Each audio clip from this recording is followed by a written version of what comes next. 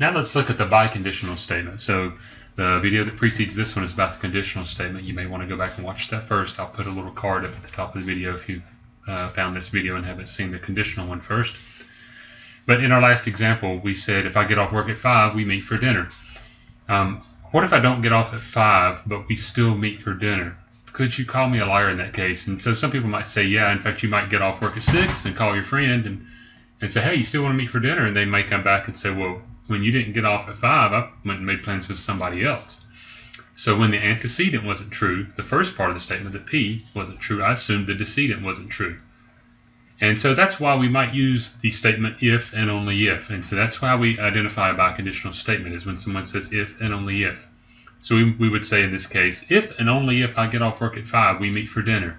That way it's very explicit. If I don't get off about work by 5, dinner is completely out of the question. So in a logic table sense, we would say, if I get off work at 5, we meet for dinner. That's true. That was the same for conditional. If I don't get off work at 5, we don't meet for dinner. That's true, and that was true on a conditional statement as well. And then if I get off work at 5, we don't meet for dinner, I negate the second thing. That's false, and that was false in a conditional. Again, we talked about that in the previous video.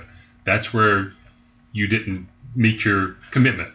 And the final one here, now this one's going to be false, and it wasn't false on a conditional. If I don't get off at work at 5, then we meet for dinner. And that's false because you said if and only if. So when you didn't get off work at 5, I knew we weren't going to make plans for dinner. So that's the way the biconditional works. And so we kind of summarize that by saying a biconditional is true if both things have the same truth value. So notice right here, when it's true, true, it's true, and when it's false, false, it's true. And otherwise, if there's a mixture of truths and falses, it's false. So let's come down here and look at this little truth table here. So it wants to do a biconditional, not, and then not P, if and only if, not Q. All right, so they didn't give us much more of the truth table here filled out. So I'm going to come over here and write out not P. And so P is true, true, false, false. So not P is false, false, true, true. All right, and then we have Q. We got to find out what not Q is.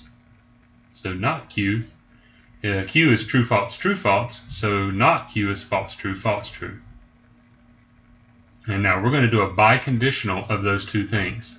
So recall, if the truth values are the same, then it is true. That's all we look for. So not P, not Q, biconditional. False, false would be true. And then down here, they're true, true. So that's true. And when there's a mixture of truth values, we say that they're false. And then finally, the last part of our question here is, whatever we just got from doing that, we're going to negate that. We're going to switch the truth values. So instead of true, false, false, true, we're going to do false, true, true, false. And that would be the final answers that you would put here in these 4 boxes. And so to summarize the truth tables, this is probably one of the most helpful little graphics down here. The squiggle in P is to negate P, to change the truth value opposite of P. When you have the P and the caret symbol, or it's not really a caret symbol, but that upside down V, that's a conjunction, and that's true only when both P and Q are true. P or Q is a disjunction, and that's false only when P and Q are both false. All right, so this is one that's hardly ever true. This is one that's hardly ever false. It's only false in one case. This one's true only in one case. The conditional, as we talked about in the previous video, is false only when P is true and Q is false. And then, as we just stated in this video, the biconditional is true when P and Q have the same truth values. This is a very handy table to make you be able to quickly draw out truth tables for any logic statement that you find.